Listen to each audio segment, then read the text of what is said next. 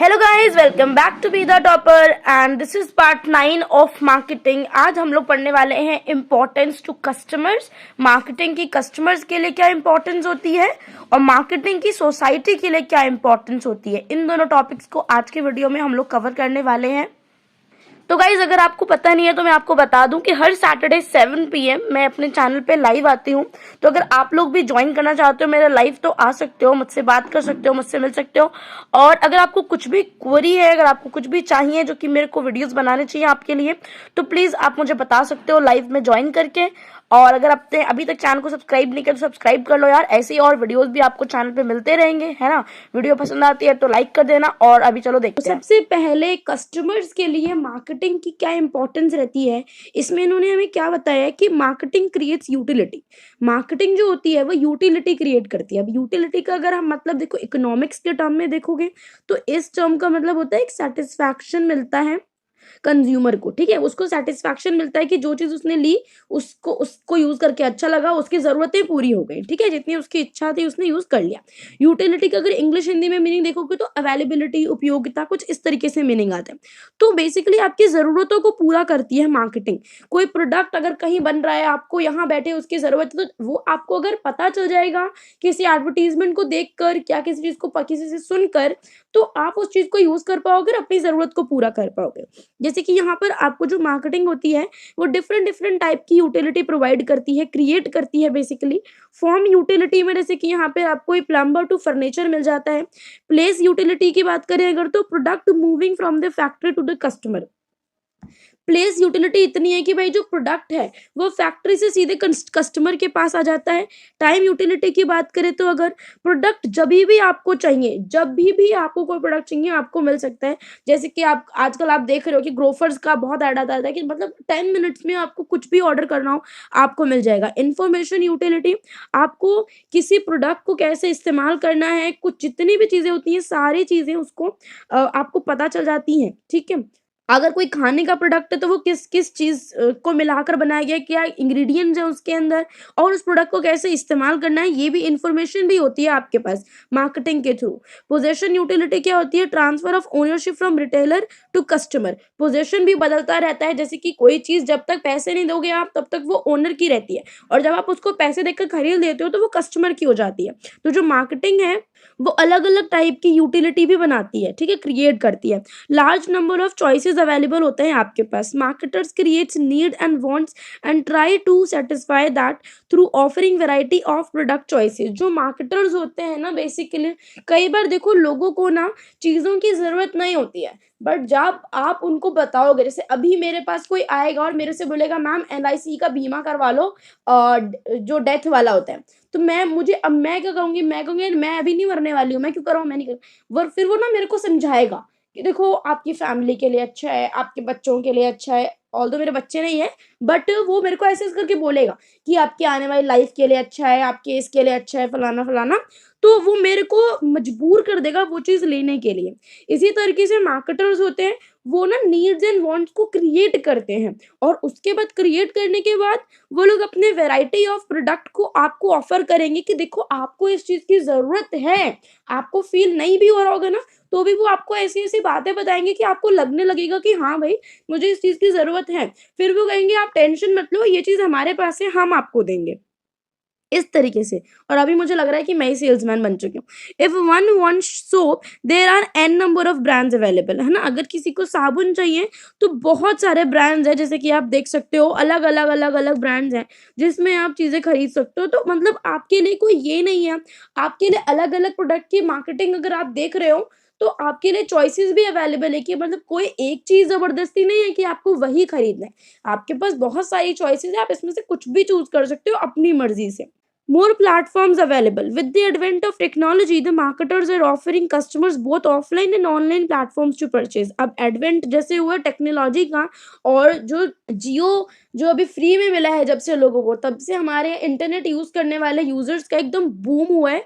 मतलब उससे पहले लोगों को ना तो देखो इतना स्मार्टफ़ोन चलाने आते थे, स्मार्टफ़ोन भी एट दैट टाइम बहुत महंगे होते थे। आज के टाइम में 6,000 5,000 से लेके मतलब आगे तो आप कितना भी ला सकते हो।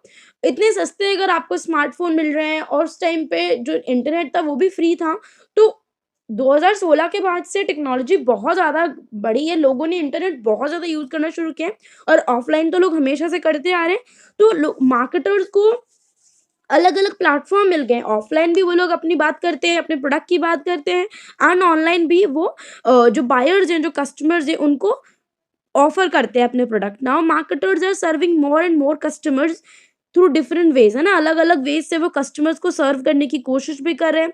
Reminders of sales comes through SMS, email, Facebook, WhatsApp. Even customers have become smarter, they search for information from different online platforms and buy the best deal. अब जब अमेज़न पे, फ्लिपकार्ट पे जब भी न्यू ईयर सेल होती है या फिर अभी दिवाली सेल गई है, तो इसके बारे में कितने एड्स आ रहे होंगे, आप यूट्यूब पे देख रहे होंगे या इंस्टा चला रहे होंगे या फेसबुक चला रहे होगे, तो भी आपको बहुत सारे एडवर्टाइज़मेंट देखने को मिल रहे होंगे, है ना? तो और एडवर्टाइज़मेंट देखने को मिलेंगे, बट आज के टाइम में लोगों के पास टाइम भी बहुत कम होता है, तो वो ऑनलाइन भी अपने प्लेटफ़ॉर्म्स पे अलग-अलग जाते हैं, जैसे अमेज़न हो गया, फ्लिपकार्ट हो गया, मिंत्रा हो गया एंड जितने भी होते हैं, वहाँ पे जो भी आपको चीज़ों की ज़रूरत होती है, हम लोग खरीदते हैं। Importance to the society. अब मार्केटिंग की सोसाइटी के लिए क्या इम्पोर्टेंस है, इसको देखेंगे। अब देखो यहाँ पे जो सोसाइटी के लिए मार्केटिंग की इम्पोर्टेंस है, उसमें सबसे पहला हमारे पास है सोर्स ऑफ एम्प्लॉयमेंट। एम्प्लॉयमेंट का एक बहुत बड़ा सोर्स बन चुका है ये। Marketing offers a great range of wide and exciting career opportunities. Marketing जो लोग पढ़ते हैं, जो लोग इसको समझते हैं, इसमें एक वाइड, बहुत ही ज़्यादा वाइड और एक्साइटिंग करियर अपॉर्चुनिटीज होती हैं, जिसको आप आगे जाके आप भी अपने फ्यूचर में ले सकते हो। Marketing offers employment in the field of personal selling. Personal selling कर सकते हो आप, लोगों तक जा सकते हो, कस्टमर के एकदम पास जाके आप उसको अपने प्रोडक्ट के बारे में बता सकते हो, उसको कन्विंस कर सकते हो कि भाई आपको इसकी ज़रूरत पड़ेगी, आपको इसको लेना चाहिए। पैकेजिंग में आजकल आपने देखा होगा बहुत सारी फीमेल वर्कर्स को इसमें काम मिला है, बहुत सारी औरतों को इसमें एक एम्प्लॉयमेंट मिला है कि बहुत सी जो छोटे-मोटे काम जो करती हैं औरतें, कि कुछ पैक करने वाला काम हो गया, कुछ नमकीन बिस्किट पैक कर दिए, कुछ छोटा-मोटा सामान पैक कर दिया। तो ये पैकेजिंग में बहुत ज़्यादा लोगों का मैंने खुद इसको फ़ील किया है कि एम्प्लॉयमेंट लोगों को मिली है। एडवर्टाइज़िंग भी बहुत, अगर मार्केटिंग जो बढ़ती है, तो उसमें एडवर्टाइज़िंग भी हो रही है, तो उन लोगों को भी पैसा मिल रहा है। मार्केटिंग रिसर्च, जो लोग रिसर्च कर रहे हैं कि भाई क्या कीवर्ड डालने चाहिए जिससे ये प्रोडक्ट और भी ज़्यादा बिके, तो उन लोगों को भी पैसा दिया जा रहा है। इसके लिए भी कॉपीराइटर्स वगैरह होते हैं, और कॉपीराइटिंग भी एक बहुत बड़ी डिजिटल मार्केटिंग के अंदर एक चीज़ होती है जिसको आप सीख सकते हो। कंसल्टेंसी हेल्प ले सकते हो, डिस्ट्रीब्यूशन एंड चैनल सेल्स। तो ये अलग-अलग सोर्स ऑफ एम्प्लॉयमेंट होती हैं, जिसको अगर आप मार्केटिंग पढ़ रहे हो तो आप इसको ले सकते हो। Welfare of customers and stakeholders. Customers and stakeholders का एक वेलफेयर भी होता है, जैसे कि कोई भी, अगर आप अच्छे प्रोडक्ट को मार्केट कर रहे हो, तो उससे सोसाइटी का बहुत फ़ायदा होगा। Though profit maximization is the main motive of every business, but many marketers have taken up corporate social responsibility in order to give back to society. अब जैसे ही मैंने ये बात बोली होगी ना कि welfare of customers and stakeholder भी होता है मार्केटिंग से, तो आपको लगा होगी अरे कहाँ कहाँ कोई किसी का फायदा हो रहा है, बट ऐसी बात नहीं है। बहुत से बिजनेस, माना कि प्रॉफिट मैक्सिमाइजेशन बहुत ज़्यादा इंपॉर्टेंट मेन मोटिव होता है हर बिजनेस का, बट बहुत सारे ऐसे कॉरपोरेट्स, ऐसे कंपनीज हैं जिन्होंने सोशल रिस्पॉन्सिबिलिटी ली है कि जो हम सोसाइटी से लेते हैं, हमको इसको गिव बैक भी करना है कुछ अच्छे तरीके से। जैसे हमने आगे भी कुछ अर्लियर वीडियोस में हमने देखा था कि कुछ बड़ी-बड़ी जो कंपनीज होती हैं, वो कैंपेन चलाती हैं अच्छी-अच्छी चीज़ों के लिए कि समाज ऐसा होना चाहिए, सोसाइटी को ऐसा करना चाहिए, वैसा करना चाहिए। Different forms, for example HUL's behaviour change programme. अब यहाँ पर जो हिंदुस्तान यूनिलीवर लिमिटेड जो कंपनी है HUL, बिहेवियर चेंज प्रोग्राम उसने बनाया, where washing hands with soap before a mother touches her baby is proven to prevent many of infant deaths in villages. अब उन्होंने, जैसे कि आपने एक वो वाला ऐड भी देखा होगा, मेरे को वो ऐड याद नहीं आ रहा, जहाँ पे एक रेगिस्तान में वो बताती है, मेरे ख्याल से वो भी HUL का ही ऐड है, जो कि वहाँ पर एक डेज़र्ट में एक बाथरूम सा बना दिया जाता है, मतलब एक ग्लास का पूरा एक सिस्टम बना दिया जाता है जिसमें इतना शावर होता है, और शावर में जितना एक बंदा नहाता है उतनी देर में तो कितने सारे लोग उस गाँव के पानी भर के चले जाते हैं। तो एक सोशल कैंपेन है, सोशल रिस्पॉन्सिबिलिटी है कॉर्पोरेट्स की, जो उन्होंने निभाई है कि अगर हमें सोसाइटी से कुछ ले रहे हैं तो हमको इसको गिव बैक भी करना चाहिए। और ऐसे बहुत सारे, ऐसे एक डाबर आंवला का विद्या बालन एक ऐड करती थी मेरे ख्याल से पहले, जो वो चोटी बनाती थी, तो वहाँ पे आता था कि हम मतलब अगर आप इन प्रोडक्ट्स को खरीदोगे तो ये प्रोडक्ट का जो पैसा होगा उसका कुछ परसेंट ऐसे बच्चों को जाता है जो कि पढ़ नहीं सकते, तो उनकी एजुकेशन के लिए खर्चा किया जाता है। तो यहाँ पर ऐसे ऐसे सोशल कैंपेन कंपनीज चलाती रहती हैं। जैसे यहाँ पर भी बता रखा है कि छोटा बच्चा जो बहुत छोटा होता है उसको छूने से पहले अगर मदर अपने हैंड्स वॉश करे, सोप से हाथ धोए, तो बहुत सारी इन्फेंट डेथ्स कम हो जाती है। इस चीज़ को बताया जा रहा है लोगों को। Where over 40% of child deaths under the age of 5 happen in the first 20 days of life. मतलब ऐसे चाइल्ड डेथ्स की अगर हम बात करें तो 40% चाइल्ड डेथ्स ऐसी होती हैं जो कि 5 साल से कम की उम्र में ही बच्चे 28 दिनों में ही मर जाते हैं, है ना। 28 दिनों में ही वो मर जाते हैं, क्योंकि चीज़ें ऐसी रहती हैं जो कि हमें ध्यान में देनी चाहिए। Washing hands with soap before a mother touches her baby is proven to prevent many of these deaths. This campaign is to help teach mothers this life saving habit. ये जो कैंपेन अचीवेल ने चलाया था, बिहेवियर चेंज प्रोग्राम, इससे mother's को सिखाया गया है कि मतलब एक बहुत ही लाइफ सेविंग हैबिट है ये। और इसको देखो एक टैगलाइन भी मिली हुई है, हेल्प ए चाइल्ड रीच 5, मतलब एक चाइल्ड को हेल्प करो कि वो एज 5 तक पहुंच जाए। हम लोग स्टार्ट करने वाले हैं मार्केटिंग का सेशन 3, मार्केटिंग फिलॉसफीज को देखेंगे कि मार्केटिंग की क्या फिलॉसफीज होती हैं। ओके, तो वीडियो को शुरू करने से पहले गाइज अगर आपको वीडियो पसंद आती है तो लाइक कर देना, चैनल पे अगर नए हो तो सब्सक्राइब कर लेना, और अगर आपको मुझे कुछ भी कमेंट करके बताना है तो आप कमेंट भी कर सकते हो। चलो अब हम स्टार्ट करते हैं अपने इस वीडियो को, और बाकी के जितने भी वीडियोस हैं उन सब का लिंक आपको प्लेलिस्ट में मिल जाएगा, और प्लेलिस्ट का लिंक आपको डिस्क्रिप्शन में मिल जाएगा, तो आप वहां से जाके चेकआउट कर सकते हो। ठीक है, इससे पहले का मैंने सारे पार्ट जो है वो कवर कर दिए हैं। अब हम शुरू करेंगे अपना session 3, marketing philosophies. So business has evolved significantly and markets have changed all over the world with the passage of time. अब जैसे जैसे देखो यार टाइम बढ़ता जा रहा है, वैसे वैसे बिजनेस करने का तरीका और बिजनेस क्या हो रहा है, ये सारी चीज़ें जो है ये बदलती जा रही हैं। मार्केट बदलता जा रहा है, सारे काम करने के जो तरीके हैं मार्केट में वो भी बदलते जा रहे हैं। तो जैसे मार्केट बदल रहा है तो जो कंपनीज हैं उनका जो काम करने का तरीका है, मार्केट के साथ डील करने का तरीका है, वो लोग भी उसको बदलते जा रहे हैं। The advances in all areas of life change the way people live and work. जैसे आप सबको पता है कि लाइफ जो है हमारी बहुत आगे जा रही है, लोगों के पास बहुत ज़्यादा पैसे आ रहे हैं ना, लोग कमा रहे हैं, और उन सब के रहने का जो तरीका है वो बदल रहा है। और in line with this progress, ये जो प्रोग्रेस होती जा रही है लोगों के लाइफ में, जो मार्केटिंग फंक्शन है वो भी आते जा रहे हैं अलग अलग तरीके के।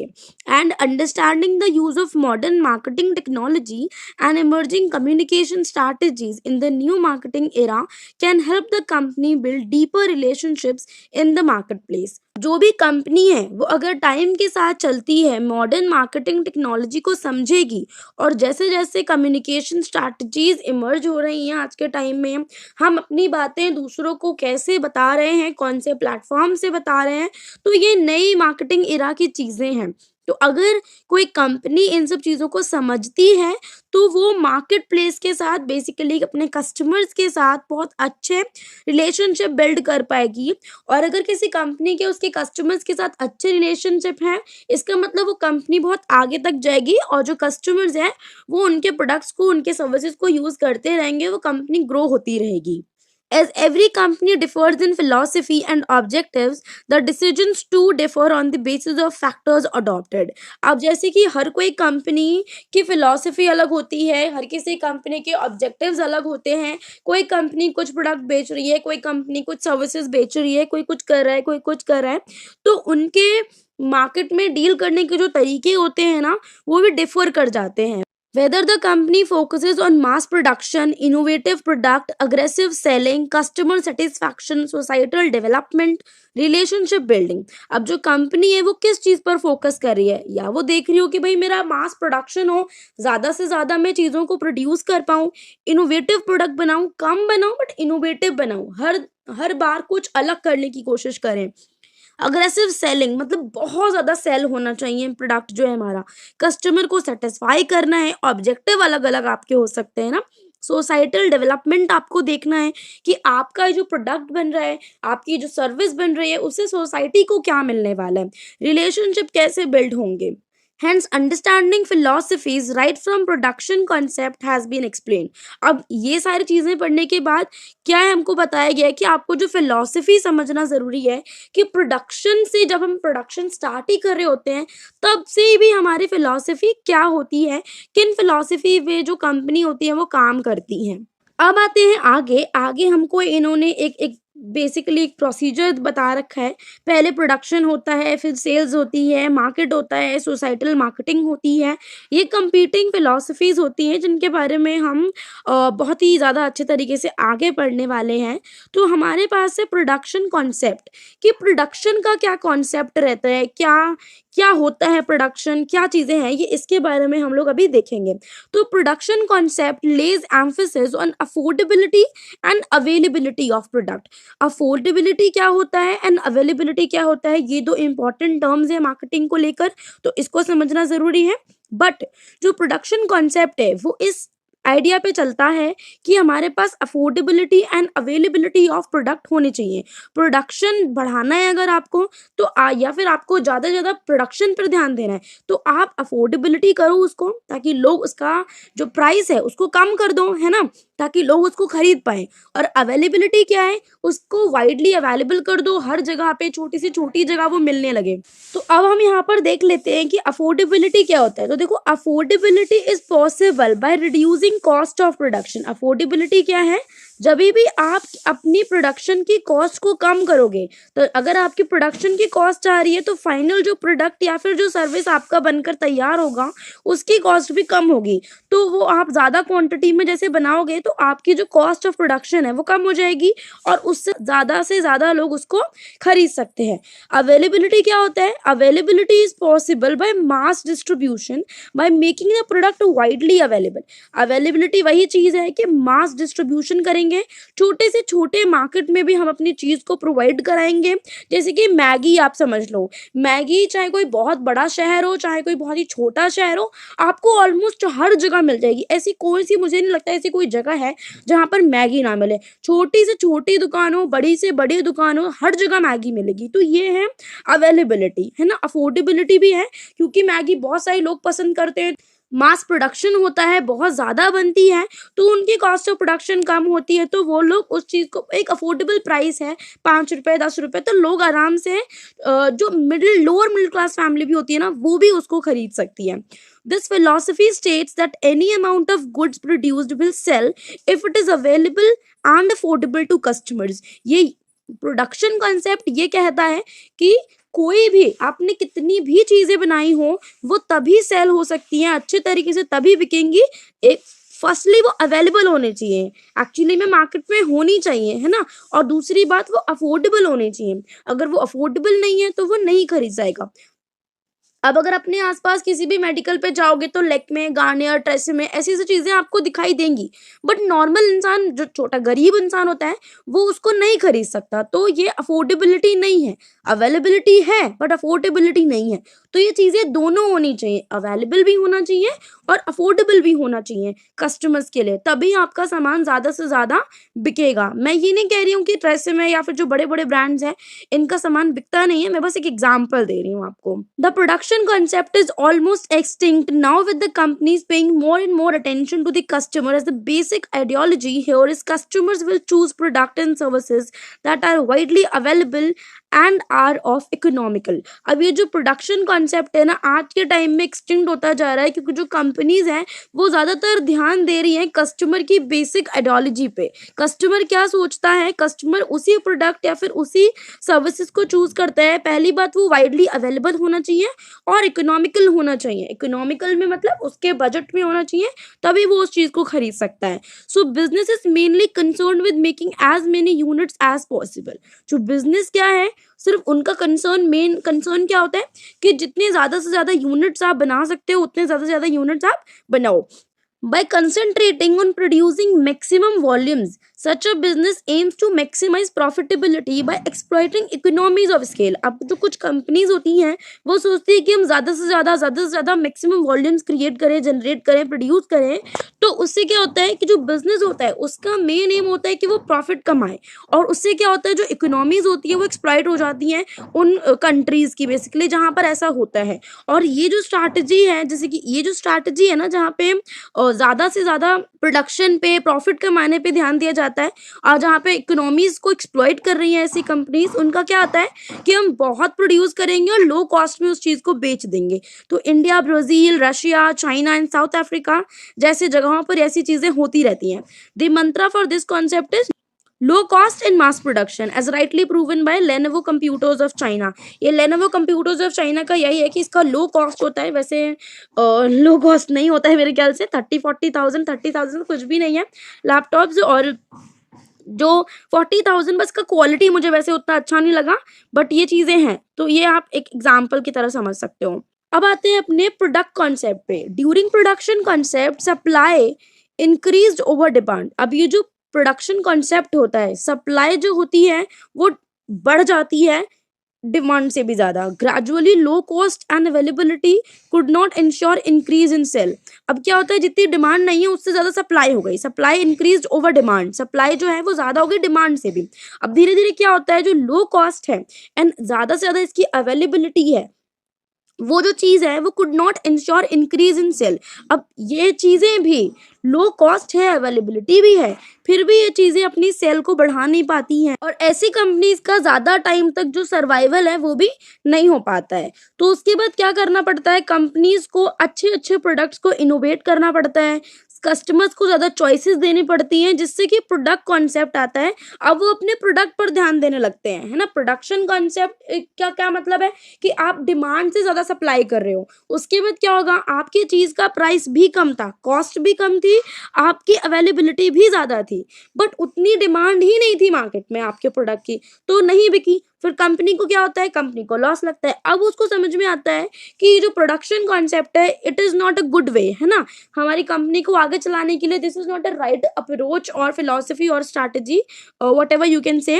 और अब वो प्रोडक्ट पर ध्यान देने लगते हैं कि भाई प्रोडक्ट कॉन्सेप्ट देखते हैं, प्रोडक्ट पर ज़्यादा ध्यान देते हैं। This concept is based on the philosophy that consumers will prefer products that have better quality. अब यहाँ पे जो प्रोडक्ट कॉन्सेप्ट है ना, वो क्या कह रहा है कि ये अब कंज्यूमर को ये लोग कंज्यूमर को देखते हैं कि भाई कंज्यूमर को क्या पसंद है, उसको ये है कि वो जो एक ऐसा प्रोडक्ट लेना पसंद करेगा जिसकी बेटर क्वालिटी हो, अच्छी परफॉर्मेंस हो, अच्छे फीचर्स हो।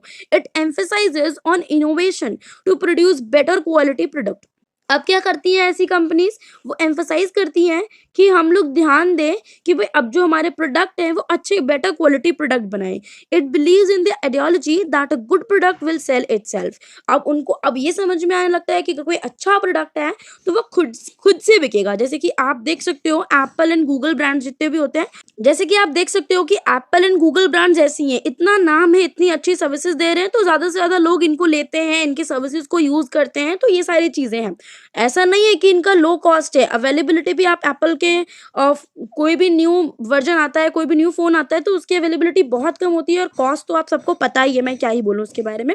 तो बट लोगों को पता है कि ये प्रोडक्ट अच्छा है, उसकी क्वालिटी बेहतर है उनके पुराने चीज़ों से, तो वो लोग उसको ढूंढ कर निकालेंगे पर लेंगे। Both of these companies have strived hard on their products and deliver customers rich features। अब ये जो दोनों कंपनीज हैं इन्होंने अपने प्रोडक्ट पे बहुत मेहनत की है एंड कस्टमर्स को बहुत अच्छे features, innovative diverse application provide कराते हैं जो कि कस्टमर्स को बहुत पसंद आते हैं। So a good product backed by right price and proper distribution and promotion will sell in the market and need not to be low priced to sell in the market. अब ये क्या कह रहे हैं आगे चल के, ये हमें ये बता रहे हैं कि कोई भी अच्छा प्रोडक्ट, अगर कोई भी अच्छा प्रोडक्ट होगा ना जिसका एक राइट प्राइस होगा, प्रोडक्ट को लेके अगर एप्पल के फ़ोन इतने महंगे होते हैं तो उसमें क्वालिटी भी है ना, ऐसे वो महंगे नहीं है। ऐसा नहीं है कि आपको रेडमी का फ़ोन 1 लाख का मिल रहा है, ऐसा कुछ नहीं आ रहा। उसके अंदर क्वालिटी है, उसकी स्टोरेज है, कैमरा है एंड मल्टीपल फीचर्स जो कि एप्पल आपको प्रोवाइड कराता है। राइट प्राइस है, प्रॉपर डिस्ट्रीब्यूशन है और प्रमोशन भी होता है, ऐसा नहीं प्रमोशन नहीं होता, बट ये सारी चीज़ें मिला के आपका जो गुड बना रहे हो, जो भी गुड्स बना रहे हो, जो भी सर्विसेज बना रहे हो, वो अच्छी तरीके से मार्केट में सेल हो जाएंगी। आपको लो प्राइस करने की कोई जरूरत नहीं है अगर आपने प्रोडक्ट पर ध्यान दिया है तो। Thus product improvement became the key to profit maximisation for firms in the product concept. Product concept में क्या होता है कि प्रोडक्ट पे इम्प्रूवमेंट करते हैं वो लोग, और यही उनका प्रॉफिट मैक्सिमाइजेशन का की बनता है कि भाई इससे हमको प्रॉफिट मैक्सिमाइजेशन हो रहा है। तो आज हमने बेसिकली दो कॉन्सेप्ट को पढ़ा, प्रोडक्शन कॉन्सेप्ट एंड एक पढ़ा हमने प्रोडक्ट कॉन्सेप्ट। प्रोडक्शन कॉन्सेप्ट में क्या होता है कि आप प्राइस को लो कर दो, affordability and availability. Low price कर दो, जगह जगह मार्केट में आपके प्रोडक्ट अवेलेबल होना चाहिए, उससे आपकी कंपनी बहुत ग्रो करती जाएगी। ठीक है, ये था हमारा प्रोडक्शन कॉन्सेप्ट। अब जो नेक्स्ट हमने प्रोडक्ट कॉन्सेप्ट पढ़ा था वो ये बता रहा है कि आपको अपने प्रोडक्ट को एक बहुत ही अच्छा प्रोडक्ट बनाना है, उसमें इनोवेटिव फीचर्स डालने हैं, बेटर क्वालिटी कंज्यूमर को, कस्टमर को प्रोवाइड करनी है, और उसके संग एक राइट प्राइस होना चाहिए, प्रॉपर डिस्ट्रीब्यूशन होना चाहिए, अच्छा प्रमोशन होना चाहिए। और अगर ये तीनों चीजें एक साथ मिल जाती हैं, एसिमुलेट हो जाती हैं, उसके बाद आप अपनी कंपनी के प्रोडक्ट्स को कितना भी बेच सकते हो, कोई प्रॉब्लम आपको नहीं आएगी सेलिंग कॉन्सेप्ट से। तो देखो सेलिंग कॉन्सेप्ट क्या होता है, बेसिकली आपको बस यहाँ पर एक चीज समझनी है जो कि आप खुद भी, मतलब अगर आप इसको रियल लाइफ से कनेक्ट करोगे तो यू विल गेट दिस कि आपको क्या, ये क्या आप पढ़ रहे हो। देखो कोई भी चीज आपने बना दी, whether it is very good और बैड, इससे फर्क नहीं पड़ता, बट आपकी जो स्ट्रैटेजी है उसको बेचने की, मार्केट में उसको सेल ऑफ करने की, that should be very comprehensive and very nice. मतलब अगर आपकी जो सेलिंग स्ट्रैटेजी है वो अगर अच्छी नहीं है तो आपने चाहे कितना भी अच्छा प्रोडक्ट बनाया है, चाहे कितना ही बेकार है, चाहे लोगों को उसकी बहुत डिमांड हो, चाहे उसकी डिमांड ना हो, वो नहीं बिकेगा। मतलब और अगर आपने कोई बेकार सी चीज़ भी बना दी, जिसको अगर मैं आपको, अगर नेक्स्ट जब हम वीडियो में आगे बढ़ेंगे तो I tell you about this बेकार सा, कि मैं क्या बता रही हूँ, कि कोई बेकार सी चीज़ बनाते हैं बट उसकी सेलिंग स्ट्रैटेजी इतनी अच्छी होती है कि वो चीज़ें बिक जाती हैं। तो क्या होनी चाहिए हमारी सेलिंग स्ट्रैटेजी, किस तरीके से हमको चीज़ों को बेचना है, and this is very very important marketing वाले बच्चों के लिए जानना कि सेलिंग स्ट्रैटेजी क्या होती है, कैसे हमें किसी भी चीज़ को बेचने के लिए हमें काम करना है। तो देखो with the passage of time, अगर हम देखें टाइम के साथ साथ किसी भी चीज़ का पूरा जब एनवायरनमेंट हर चीज़ का बदल रहा है, तो मार्केटिंग एनवायरनमेंट भी जो है उसमें बहुत सारे चेंजेस हो रहे हैं और चीज़ें बहुत ज़्यादा बढ़ गई है, कंपटीशन जो है वो बढ़े जा रहा है, इम्प्रूवमेंट, और कोई भी कंपनी जो हो रही है वो अपने गुड्स में, अपनी सर्विसेज में इम्प्रूवमेंट ऑफ कोर्स करने की कोशिश कर रही है, बट इससे इतना ज़्यादा इम्पैक्ट नहीं आएगा। ठीक है, there was something more required, और यहाँ पे कुछ और रिक्वायर्ड था जिससे कि कुछ हुआ, और फिर आज जो हो रहा है वो हम देख रहे हैं। तो वो क्या रिक्वायरमेंट्स थी और उसके बाद क्या उसके सॉल्यूशंस आए, जो कि हम आजकल ऐसा मार्केटिंग का अप्रोच लोगों का देखते हैं, उसके बारे में बात करेंगे। कि देखो आजकल हर कोई, हर दूसरा इंसान ही अच्छा प्रोडक्ट बनाने के लिए जितनी सारी चीज़ें चाहिए उसके पास वो है, और हर मैन्युफैक्चरर एक डिसेंट मतलब चीज़ बना ही रहा है, बट वो कैसे कस्टमर उसको लेगा, क्योंकि देखो आपने चाहे कितनी भी अच्छी चीज़ बना दी हो, बट जब तक कस्टमर उसको लेगा नहीं तब तक आपको कोई फ़ायदा नहीं होने वाला। ठीक है, अब देखो बिज़नेस स्ट्रैटेजी जो है वो बदल जाती है, ठीक है? और ये जो बिज़नेस फिलॉसफी है जो बदली हुई, उससे जो जितने भी मार्केटर्स हैं उनको, जितने भी मैन्युफैक्चरर्स हैं, जितनी भी कंपनीज़ हैं, उनको एक चीज़ तो समझ में आ गई है कि कस्टमर जब तक कोई चीज़ नहीं खरीदेगा, जब तक आप उसको कन्विंस नहीं कर लेते, जब तक आप उसको इन्फ्लुएंस नहीं कर देते कि आपको ये चीज़ खरीदनी है। अब आपने देखा होगा कई बार इसको अपने, जैसे कि हम सब सोशल मीडिया जनरेशन्स हैं, तो हम सब बहुत चलाते हैं। देखो कई बार ऐसा होता है कि आप रील्स देख रहे हो, मान लो बहुत ही कोई पुराना सा गाना होगा जो आपको शायद याद भी नहीं होगा, पर जब रील चला रहे हो उसमें कोई बहुत ही सुंदर एक की बहुत ही एस्थेटिक सा कुछ आ रहा है, तो आपको वो गाना भी बहुत अच्छा लगने लगा, और आप फिर यूट्यूब पे गए, आपने उस गाने को पूरा सुना, फिर आपको बहुत अच्छा लगा, फिर आपने उसको 5-6 बार सुना। तो यही स्ट्रैटेजी होती है, कैसे कैसे आप लोगों को इन्फ्लुएंस करोगे, कैसे आप अपने जो भी आपका कस्टमर बेस है, क्योंकि जो गाने बना रहा है उसका कस्टमर बेस वही इंसान है जिसको गाने पसंद है, जो कि म्यूजिक की खूबसूरती को पहचानता है। तो वो जैसे इंस्टाग्राम पे कुछ रील देख रहा है, कई बार आपने भी देखा होगा, इंस्टाग्राम आप भी करते होगे ऐसा ऑफ कोर्स, कि इंस्टाग्राम पे कुछ रील देख रहे हैं, कोई गाना बहुत अच्छा लगा, वहाँ पे पूरा गाना ऑफ कोर्स नहीं आता, तो you get go to Spotify और ये यूट्यूब या जो भी आपका सुनने का ऐप हो जिस पे भी आप गाने सुनते हो, आप उस पे जाते हो, आप उसको सुनते हो, बाकी अगर हो सके तो आप उसको रिकमेंड भी कर देते हो। तो इस तरीके से जो बिजनेस साइकिल है ना ये चलता रहता है। तो कोई भी कस्टमर कोई चीज़ तभी खरीदेगा जब आप उसको इन्फ्लुएंस कर पाओगे। तो यहाँ पे क्या सबसे अच्छी बात क्या लिखी है, Therefore, selling is the act of influencing a customer to buy a product or service. Selling क्या होती है कि आप एक कस्टमर को इन्फ्लुएंस कर सको कि वो कोई प्रोडक्ट खरीदे या फिर कोई सर्विस खरीदे. Businesses had to concentrate on ways of selling their products. जो businesses थे अब उन्हें इस बात पे कंसंट्रेशन करना था, अपना पूरा कंसंट्रेट करना था इस चीज पे कि किस तरीके से हम लोगों को इन्फ्लुएंस कर सकते हैं. The concept is based on the believe that customers be individual. और यहाँ पे देखो वही बात बार बार ये लोग कह रहे हैं कि ये जो कॉन्सेप्ट है ये बेसिकली वही है कि जब तक कोई भी इंडिविजुअल, कोई भी ऑर्गेनाइजेशन को आप इन्फ्लुएंस नहीं कर देते, वो आपका सामान नहीं खरीदेगा. जो जितनी भी ऑर्गेनाइजेशंस है, तो सेलिंग एंड प्रमोशन को, उनको जो undertake selling and promotion of their products for success, उनको ये बात ले लेनी चाहिए कि उनका सक्सेस तभी होगा जब उनके प्रोडक्ट की सेल होगी और उनको वो प्रमोट किए जाएंगे. अब यहाँ पे क्या है कि सिर्फ और सिर्फ अच्छा प्रोडक्ट बना देना इज नॉट इनफ. आपको उसकी अग्रेसिव सेलिंग करनी पड़ेगी, लोगों को इन्फ्लुएंस करना पड़ेगा, तभी आपका जो भी प्रोडक्ट है वो बिकेगा. The selling effort is supported by promotional activities. अब यहाँ पे देखो कि सेलिंग एक्टिविटीज को आपको, अगर आपको उसे बढ़ाना है तो आपको क्या करना है, आपको प्रमोशन करना है. ठीक है, promotional activities and aggressive advertising, ये दो चीजें आपके लिए जाननी जरूरी है. Promotional activities and aggressive advertising आपको उस चीज की करनी है. The company does not consider the needs and wants, rather thinks that anything and everything can be sold. और यहाँ पर मैं आपको बताऊं, ये बहुत ही आप इससे रियल लाइफ से कनेक्ट करना है, क्योंकि मैं म्यूजिक से बहुत ज्यादा कनेक्ट करती हूँ और क्योंकि मैं सब देखती रहती हूँ, तो मैं आपको सबसे ज्यादा उसी के एग्जाम्पल देने वाली हूँ. तो देखो कई बार ऐसा होता है, जैसे मान लो कोई भी क्रिंज सा सॉन्ग आ गया, ठीक है, तो most of the people are hating that कि कितना बेकार है, कितना पागल जैसा है, कितना गंदा सॉन्ग बना दिया, इसे रिक्रिएट कर दिया. फिर भी जो पुराना वाले था वो ज़्यादा अच्छा था. आप देख लेना, कुछ कुछ सॉन्ग ऐसे हैं जो रिक्रिएट किए गए हैं और उनके कमेंट्स में जाके देखना, और हर कोई यही बोल रहा है कि पता नहीं क्या पागल है, क्यों बना दिया इसने ये सॉन्ग, इतना अच्छा था, पहले वाला एपिक वर्जन था, ऐसे ऐसा करके. बट आप फिर भी उसके व्यूज़ देखना, कई बार ऐसा होता है कि लोग बुराई तो कर रहे होते हैं उसकी और उनको उससे अच्छा कुछ चाहिए होता है, बट उसे बुराई करने का जो प्रोसेस होता है ना, उसमें वो गाने के व्यूज बढ़ते रहते हैं और वो जो सिंगर है, जो म्यूजिक कंपनी है, उसको ऑफ कोर्स फायदा होता रहता है. तो कंपनी भी कुछ ऐसे कर रही है आजकल. हम सबको ही अच्छे गाने सुनना पसंद है, अच्छी चीजें देखना पसंद है, जिसकी कंटेंट भी अगर हम देखते हैं, बॉलीवुड मूवीज हो गए, क्योंकि इंटरनेट की वजह से एक्सपोजर इतना ज्यादा हो गया है, क्योंकि हम बहुत सारी चीजें देख पाते हैं. तो हम भी सोचते हैं ना कि एक डिसेंट लेवल ऑफ चीजें होनी चाहिए कि इस लेवल से तो ऊपर की चीजें हमको देखनी है. बट जो बनाने वाला है, वो सिर्फ एक बंदे की नहीं सोच रहा, वो सबकी सोच रहा है, अपने पैसे की सोच रहा है, तो वो तो कुछ भी सा बना देगा. और उसके बाद उसकी सेलिंग स्ट्रेटेजीज इतनी अग्रेसिव होती हैं, उसको हर जगह पे प्रमोट करना, सोशल मीडिया इन्फ्लुएंसर्स के साथ में आप मान लो, या फिर किसी भी शोज में आके, या फिर जो भी प्रमोशन है उसका अपना वो कर देते हैं. तो उसकी वजह से क्या होता है, वर्ड ऑफ माउथ के थ्रू वो चीजें इधर उधर इधर उधर जाती रहती है और लोग शेयर करते रहते हैं. मतलब कुछ तो लोग होते हैं जिनको वो भी क्रिंज सा कंटेंट भी पसंद आ जाता है, ऑफ कोर्स. तो उसकी वजह से वो शेयर होता रहता है. तो आपको क्या पसंद है ये मैटर नहीं करता, जो उन्होंने बनाया वो उसको किस तरीके से प्रमोट करते हैं, किस तरीके से वो आप तक पहुंचाते हैं ना, this is the most important thing. और उसी तरीके से कितना भी गंदा प्रोडक्ट हो, वो उसको बेच देते हैं और वो पैसे कमा लेते हैं, उससे ज्यादा फर्क नहीं पड़ता उनको. This concept can also be applied in the firms having overcapacity in which their goal is to sell what they produce than what the customer really wants. अब यहीं पे वही बात होगी ना कि ये कॉन्सेप्ट वहीं पे आ जाता है जहाँ पे जो फर्म है, जो कंपनी है, उसका गोल होता है कि हम वो चीज़ बेचें जो हम बनाते हैं, ना कि जो कस्टमर को चाहिए. फॉर एग्जाम्पल, वो मैंने आपको समझा ही दिया एग्जाम्पल क्या है. अब यहाँ पे जो एग्जाम्पल लिखा है इसको भी एक बार पढ़ लेते हैं. The disadvantage with this approach is that it assumes that customer will certainly buy the product after due persuasion and if dissatisfied will not speak to others, which is not true.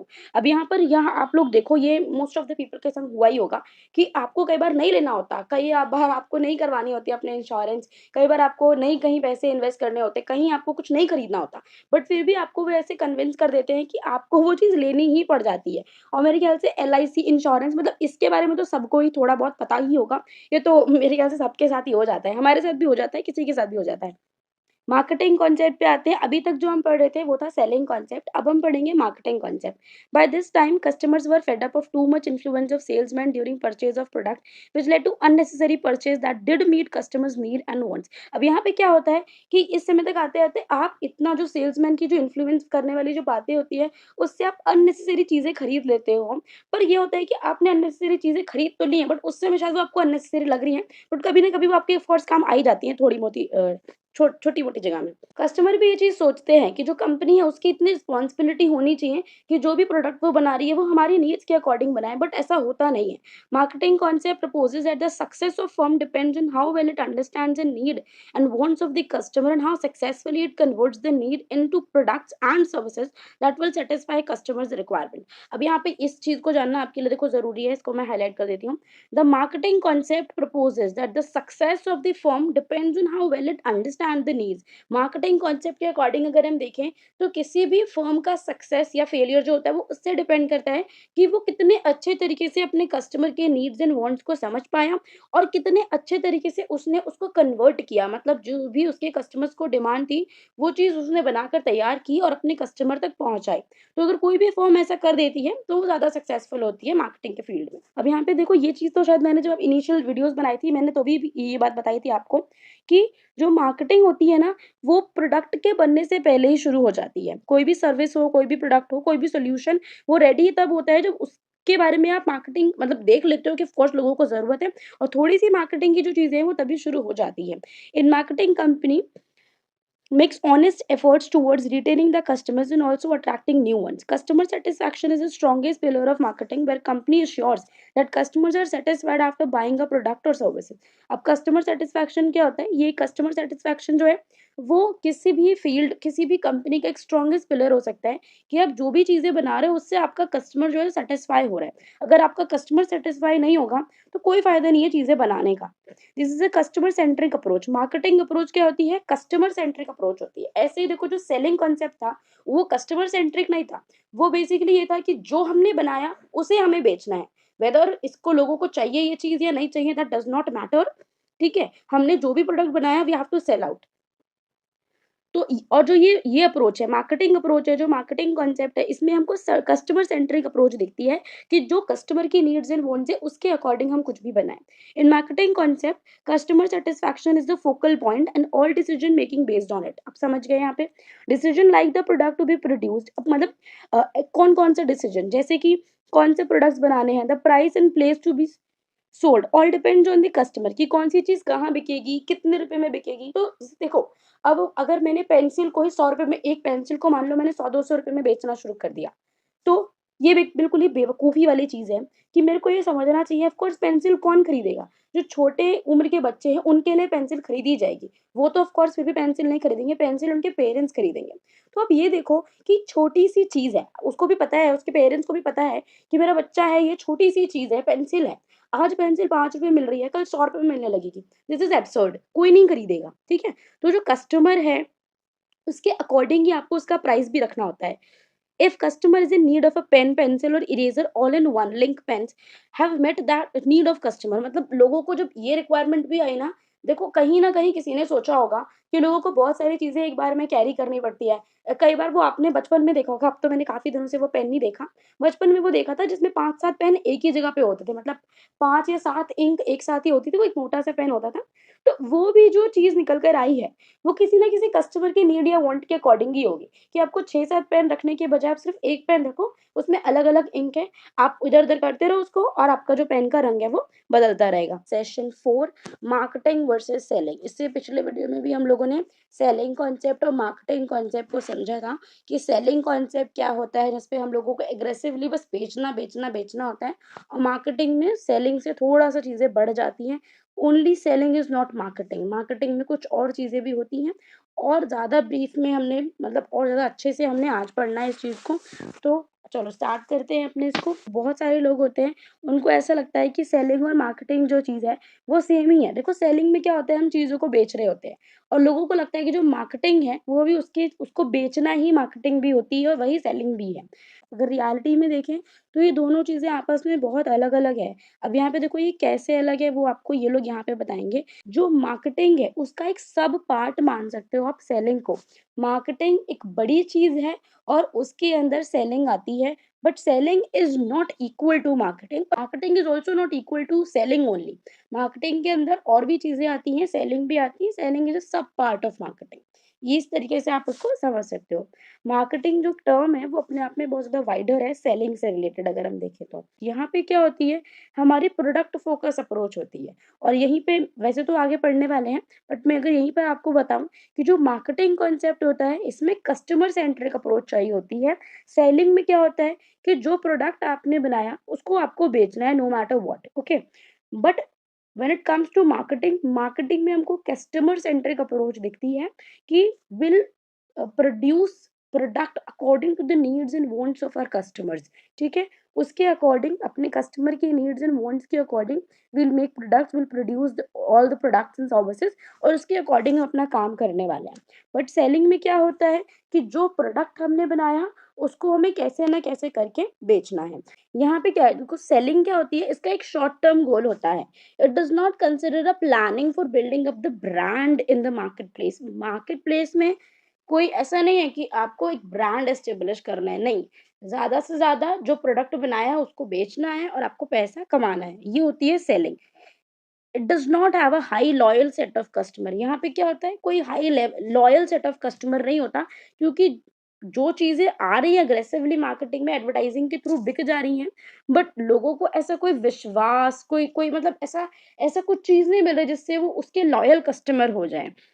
Marketing में कुछ और भी ऐसी चीज़ें होती हैं, जो लोगों को किसी भी ब्रांड का एक लॉयल कस्टमर बना देती हैं। जैसे कि आपने स्टारबक्स पे देखा होगा ना, जब आप स्टारबक्स में जाते हो, तो कई बार वो लोग कॉफ़ी के ऊपर आपका नाम लिख देते हैं। तो this this is not selling, this is a marketing approach. यहाँ पे क्या है, क्योंकि वो चीज़ कस्टमर को पसंद है, कॉफ़ी मग पे आपका नाम, जो कॉफ़ी का जो ग्लास होता है, उस पर भी मतलब आपका नाम लिख के दे देंगे।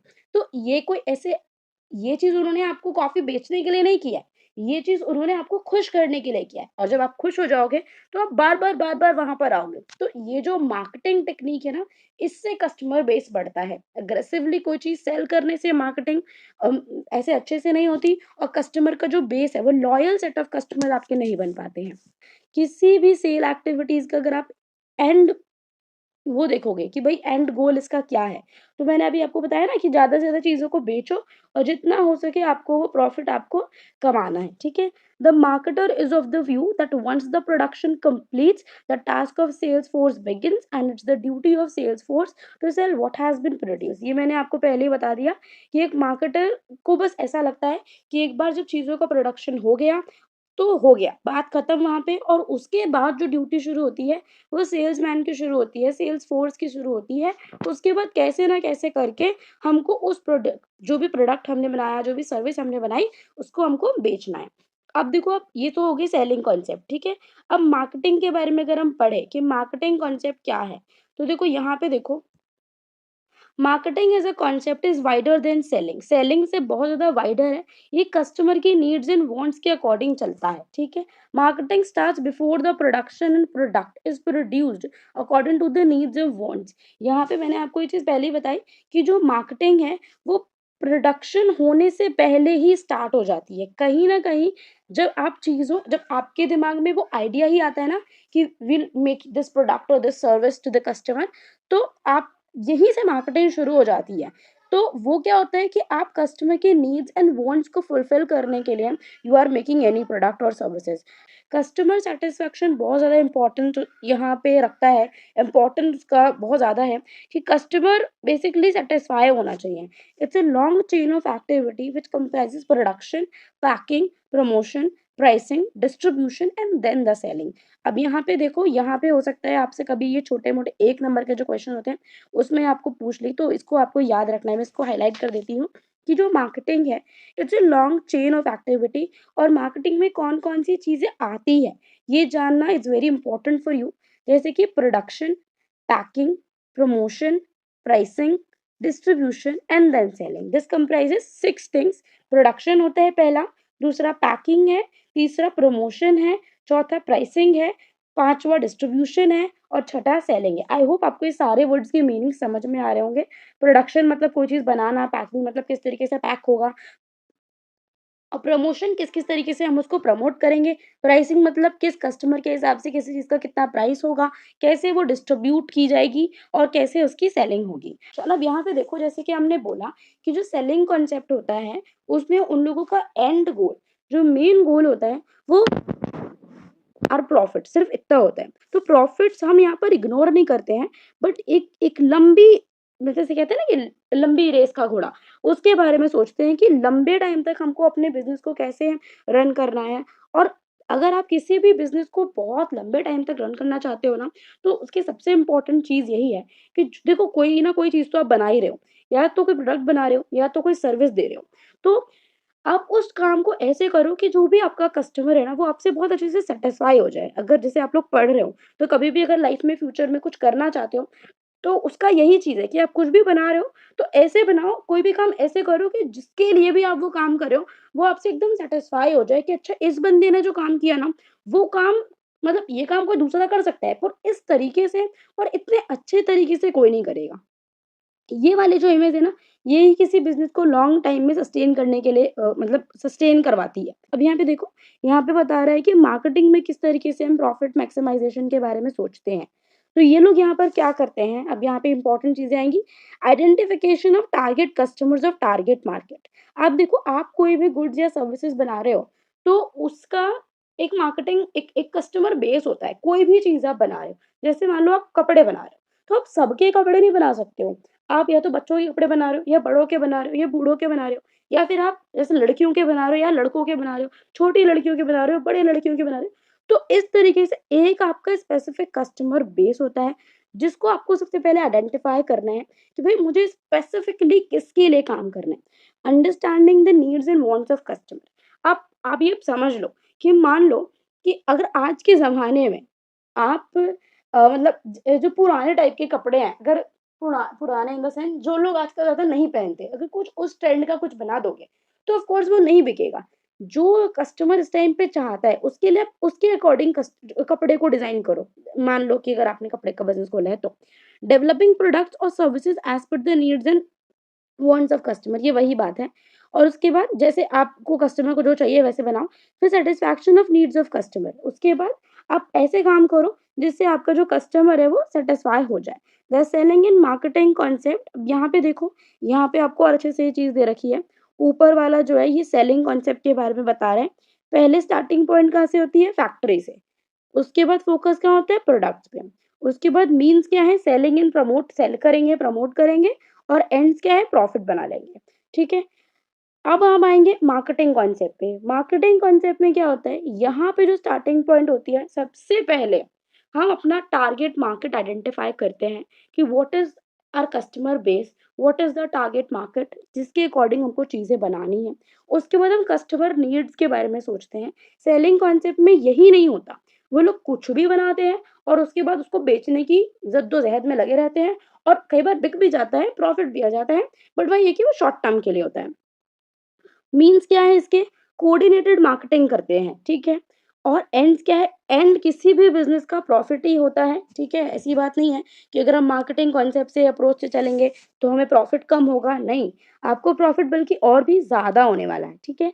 यहाँ पर एक डिफरेंस की तरह आपको यहाँ पे टेबल दे दी है, अगर आपसे एग्ज़ाम में पूछें, तो ये आपके लिए बहुत अच्छी चीज़ है जिसको आप लर्न कर सकते हो। यहाँ पे देखो, point of difference, marketing concept, selling concept. यहाँ पे मैं इसके बारे में ज़्यादा बात नहीं करूँगी क्योंकि पिछले वीडियो में भी सिर्फ़ यही चल रहा था, इसी वीडियो में भी सिर्फ़ यही है, तो आप इसे अब मैंने इतनी अच्छे से समझा दिया, आप इसको अब खुद समझ सकते हो, पर मैं फिर भी थोड़ा-सा बताती हूँ। डेफिनेशन में क्या है? Marketing is the process of creating value for customer and delivering goods and services for earning profit. यहाँ पे देखो, जो मार्केटिंग कॉन्सेप्ट है ना, वहाँ पे आपको एक चीज़ ज़रूर दिखाई देगी, और जब आप भी लिखोगे ना अपना आंसर, तो यहाँ पे ये भी चीज़ आपको भी इंक्लूड करनी है कि यहाँ पे आप वैल्यू फॉर कस्टमर बनाते हो, जबकि सेलिंग में ऐसा कुछ नहीं होता। वो लोग क्या करते हैं कि किसी तरीके से हमारी सेल बढ़ जाए, हमारी सेल हो जाए किसी भी चीज़ की, और उसके बाद हम प्रॉफिट बना लें। ऑब्जेक्टिव यहाँ पे क्या होता है? Satisfy customer through goods and services. यहाँ पे ऑब्जेक्टिव क्या है? इंक्रीज़ सेल्स और goods and services. Marketing concept में कस्टमर को आपको सैटिस्फाई करना है, ये उनका मेन ऑब्जेक्टिव होता है। सेलिंग कॉन्सेप्ट में देखें तो उनको अपनी सेल्स बढ़ानी है। स्कोप क्या है? स्कोप मार्केटिंग कॉन्सेप्ट का ज़्यादा होता है, सेलिंग कॉन्सेप्ट में जो स्कोप है वो कम है। एम्फेसिस देखो, this concept emphasis on customer की नीड पर एम्फेसाइज करता है कि भाई जो कस्टमर को चाहिए हमें वो बनाना है। सेलिंग कॉन्सेप्ट में क्या होता है कि हमें कोई ना कोई प्रोडक्ट और सर्विस बनाते रहना है और उसको पागलों की तरह बेचते रहना है। प्रॉफिट में यहाँ पे क्या होता है? This concept earns profit through customer satisfaction. अब मार्केटिंग कॉन्सेप्ट में आपको प्रॉफिट तभी मिलेगा जब आपका कस्टमर आपसे सेटिस्फाई है। अगर कस्टमर सेटिस्फाई नहीं हुआ तो प्रॉफिट ऑफ कोर्स नहीं बना सकते हो। प्रॉफिट तो आप लंबे समय में सेलिंग कॉन्सेप्ट पर भी ऐसे नहीं बनाओगे। मान लो आपने कोई गड़बड़ सी चीजें बेचनी शुरू कर दी, ये तो एकदम से हु हल्ला हो गया, वो बिक गई, तो वो लंबे टाइम तक नहीं चलेगी। और इस चीज को आप देखो, मैं पिछली वीडियो में भी म्यूजिक का बता रही थी, तो आप ये भी देखो कि हम पुराने टाइम के जो सॉन्ग्स है वो आज भी सुनते हैं और बोर नहीं होते।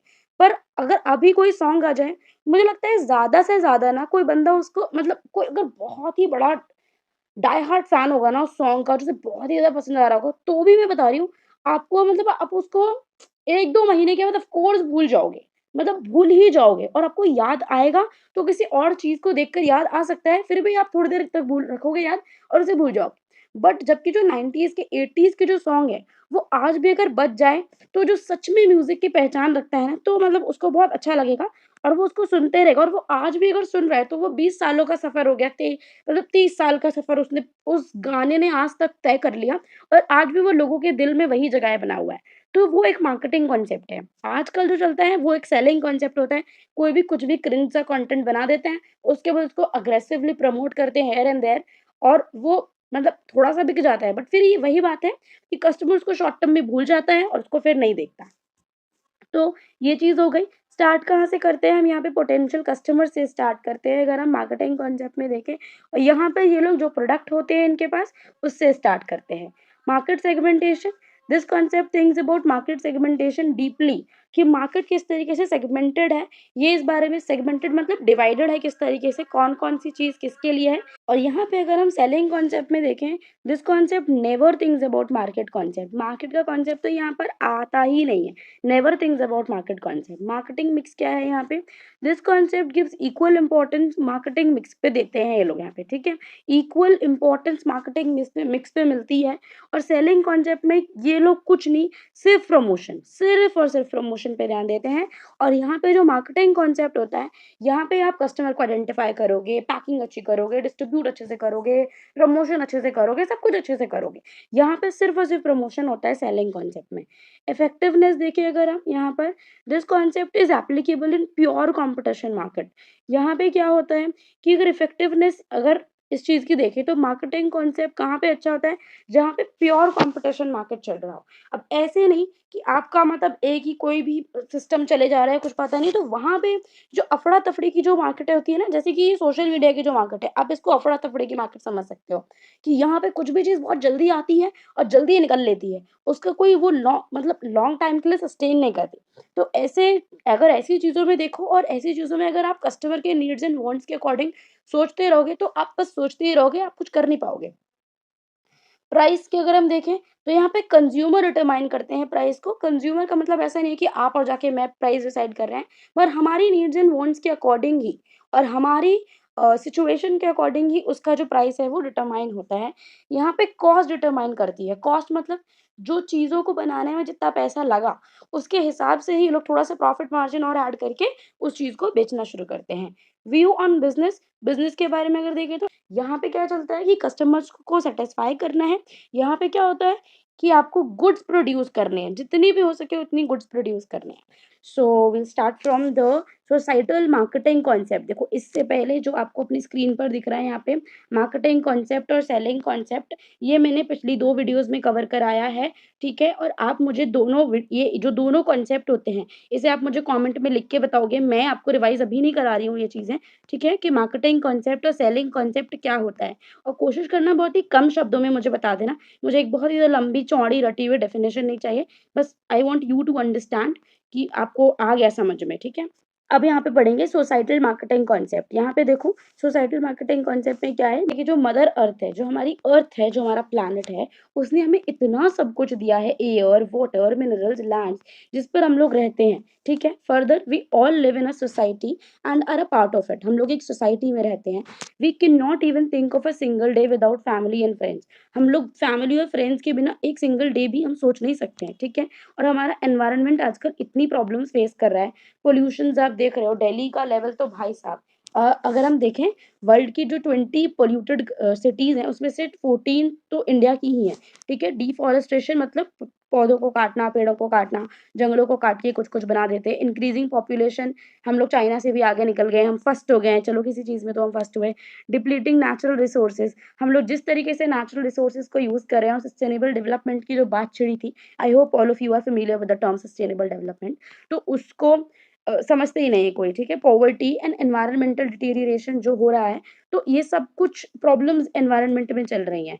There are many more challenges, यहाँ पे हम देखें तो सोशल प्रॉब्लम्स बहुत ज़्यादा है, ठीक है।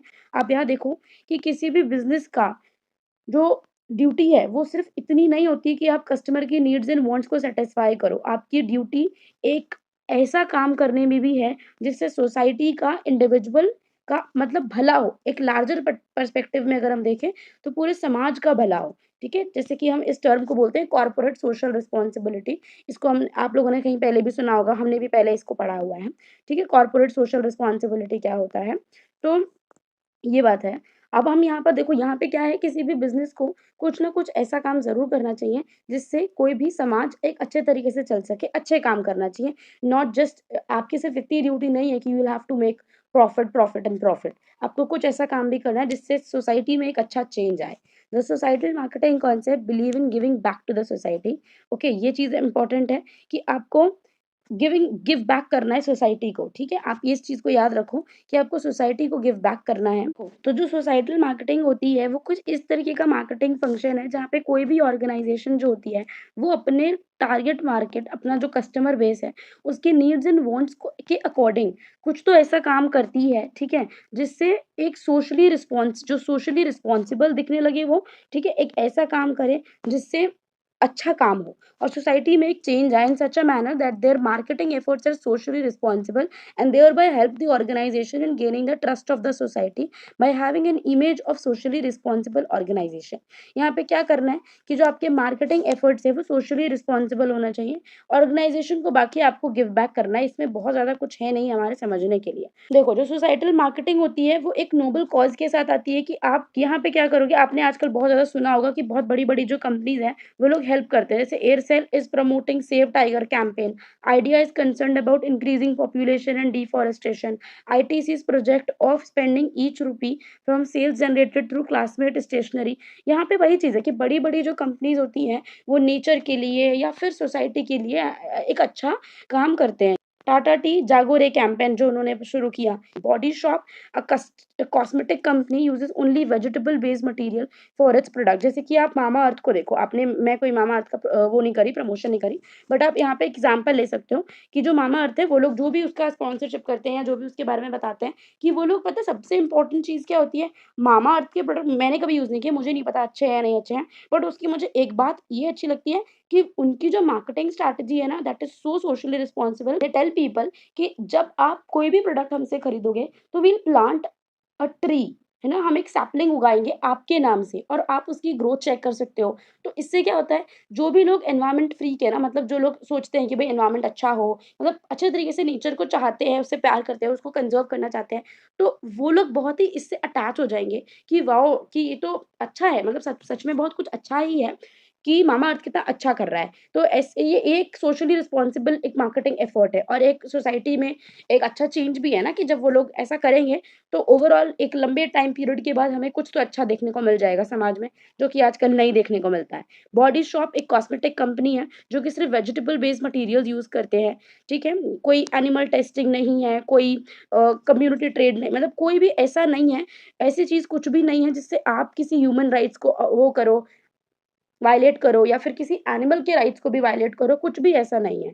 यहाँ पे देखो, यहाँ तक कि ये वाली जो कंपनी है प्रॉक्टर एंड गैम्बल, ये ज एक सोसाइटल, इसका मार्केटिंग कॉन्सेप्ट क्या है, ये लोग जितना भी अपना प्रोडक्ट बेच के कमाते हैं, है ना, give certain percentage of sales in of its product for deprived classes. जितना भी वर्ल्ड में डिप्राइव्ड क्लासेस हैं, जैसे कि जो लोग महिलाएँ हैं, जो बच्चे हैं, जो जो ट्राइबल ग्रुप है या जो गरीब देशों से जो लोग हैं, उन सब की हेल्प करने की एक एक कोशिश रहती है। तो गाइज़ अब हम लोग बात करेंगे रिलेशनशिप मार्केटिंग की। तो देखो, हम लोगों ने पहले भी पढ़ा है कि कोई भी कंपनी अगर चाहती है ना कि वो लॉन्ग रन तक सस्टेन कर पाए, ठीक है, तो उसको कस्टमर से रिलेशन अपना बहुत अच्छा रखना है। बट यहाँ पे हमको एक और बात करी गई है, जो रिलेशनशिप मार्केटिंग की ये जो अप्रोच है, इसमें एक और बात हमें बताई है। देखो यहाँ पे देखो, the approach aims to build stronger relationship with customer and its business partners. Not just customer, आपको अपने जो बिजनेस पार्टनर्स हैं उसके साथ भी अपने रिलेशंस को अच्छा रखना है। और बिजनेस पार्टनर्स कौन होते हैं? जैसे कि सप्लायर्स हो गए, डिस्ट्रीब्यूटर्स हो गए, तो ये सब बिजनेस पार्टनर्स होते हैं। ओके, ये बात आपको समझ में आ गई। अब हम आगे आएंगे। यहाँ पे क्या होगा, आपका जो एफर्ट है ना कि आप कस्टमर्स तक हर चीज अच्छे से पहुंचाना चाहते हो, ओके, तो ये चैनलाइज हो जाएगा। हायर लेवल्स ऑफ कोऑपरेशन आपको देखने को मिलेंगे, कन्फ्लिक्ट्स कम हो जाएंगे और एफिशिएंसी आपके काम की बढ़ जाएगी। रिलेशनशिप मार्केटिंग में everyone is treated as customers. जैसे कि जो भी बना रहा है, जो प्रोड्यूसर है, वो होलसेलर को क्या समझेगा? वो एक कस्टमर की तरह समझेगा। होलसेलर जो है वो डिस्ट्रीब्यूटर को कैसे समझेगा? एक कस्टमर की तरह समझेगा। जो डिस्ट्रीब्यूटर है वो रिटेलर को कैसे समझेगा? एक कस्टमर की तरह समझेगा। और जो रिटेलर है वो भी कैसे समझेगा कस्टमर को? कस्टमर की तरह। तो यहाँ पे हर किसी को एक दूसरे के साथ अपने जो संबंध है और जो रिलेशन है उनको अच्छा करना है, ठीक है। By relation building with all these organization and individuals, we can develop strategies. अब यहाँ पे देखो, यहाँ पे ना आपको एक टेबल दे रखी है जहाँ पे एक comparative analysis of marketing philosophies. जितनी मार्केटिंग फिलोसफी आपने इस चैप्टर में पढ़ी है वो सब हम लोगों को यहाँ पे एक तरह से इकट्ठा करके दे रहे हैं ये लोग। तो यहाँ पे इसको समझो। प्रोडक्शन, देखो प्रोडक्शन की जो मार्केटिंग फिलोसफी थी वो क्या थी? जो अप्रोच थी बेसिकली वो क्या थी कि quality products at lower prices, कि आपको क्वालिटी प्रोडक्ट बनाने हैं कम से कम प्राइसेस में। आपको क्या करना है? आपको क्वालिटी प्रोडक्ट्स बनाने हैं कम से कम प्राइसेस में। ये आपकी बात थी। प्रोडक्ट में आ जाए तो हमारे पास क्या था? Product with good quality features and performance, कि यहाँ पे आपको एक प्रोडक्ट बनाना है जिसका फीचर अच्छा होना चाहिए, गुड क्वालिटी होनी चाहिए, परफॉर्मेंस अच्छी होनी चाहिए, ठीक है। सेलिंग कॉन्सेप्ट में वैसे मैंने आपसे पूछा भी है क्वेश्चन, और अगर आपने नहीं देखा तो डेफिनेटली जाओ, चेक करो, देखो, सीखो, पढ़ो, ठीक है, उसको देख लो। इससे आपको बाद में हेल्प होगी। एकदम से जब एग्जाम या यूटी आएगा, कोई टेस्ट आएगा, तो आपको रश में नहीं देखना पड़ेगा सारा लेक्चर, ठीक है। इसलिए देख लिया करो। छोटे छोटे लेक्चर्स में इसीलिए बनाती हूँ क्योंकि जो वोकेशनल सब्जेक्ट है बच्चे उसको इतने ध्यान से ऑलरेडी नहीं पढ़ते, आई नो दैट। इसलिए मैं बहुत लेंथी वीडियोस नहीं बनाती हूँ, छोटे छोटे बनाती हूँ ताकि आप अपने इंटरेस्ट के हिसाब से थोड़ी थोड़ी देर बैठो और देख लो। Product don't sell themselves, customer need to be convinced to buy. अब यहाँ पे देखो कि प्रोडक्ट जो होते हैं वो अपनी अच्छाई की वजह से नहीं बिकते, बट उनकी मार्केटिंग स्ट्रैटेजीज कुछ ऐसी होती हैं, एकदम अग्रेसिव मार्केटिंग स्ट्रैटेजी, जिसकी वजह से वो बिक जाते हैं। मार्केटिंग कस्टमर, यहाँ पे देखो मार्केटिंग में क्या होता है? सेटिस्फाइड कस्टमर्स, आपको चाहिए कि आप कस्टमर के नीड्स के एंड वांट्स के अकॉर्डिंगली कोई चीज बनाओ। सोसाइटल मार्केटिंग में क्या होता है कि आप अपनी सोशल रिस्पॉन्सिबिलिटी समझोगे वाइल मार्केटिंग, ठीक है। यहाँ पे इसका ऑब्जेक्टिव दे रखा है, मेथड दे रखा है। मैं इसके बारे में ज़्यादा बात नहीं करूँगी क्योंकि ओवरऑल चैप्टर में इसमें बात हो गई है। आई होप इसको आप पढ़ के ही समझ लोगे, ठीक है। तो आज की वीडियो के लिए सिर्फ इतना ही, और अगर ये नहीं समझ में आएगा तो ऑफ कोर्स कमेंट करके मुझसे पूछ लेना, या फिर आप मुझे इंस्टा पर भी पूछ सकते हो, ठीक है। कोई भी प्रॉब्लम आएगा तो मुझसे पूछ लेना। आई होप आपको ये समझ में आएगा। मैं बस छोड़ नहीं रही हूँ ये चीज़ कि मैंने नहीं पढ़ाया, ये मत सोचना कि मैंने नहीं पढ़ाया इसे। आप ये सोचो कि मैंने इसको ऑलरेडी पढ़ा दिया। ये जस्ट आपके रिविजन के लिए है, ठीक है। इसको पढ़ो और इसको अच्छे से लर्न कर लो क्योंकि इसमें से एक बहुत अच्छा क्वेश्चन एग्जाम के लिए बन सकता है। तो आई होप आपको ये वीडियो समझ में आया होगा। Thanks for watching till here. आपने चैप्टर 1 कंप्लीट कर लिया, congratulation. Will start with new chapter tomorrow और डे आफ्टर टुमारो। और thanks for watching, bye bye.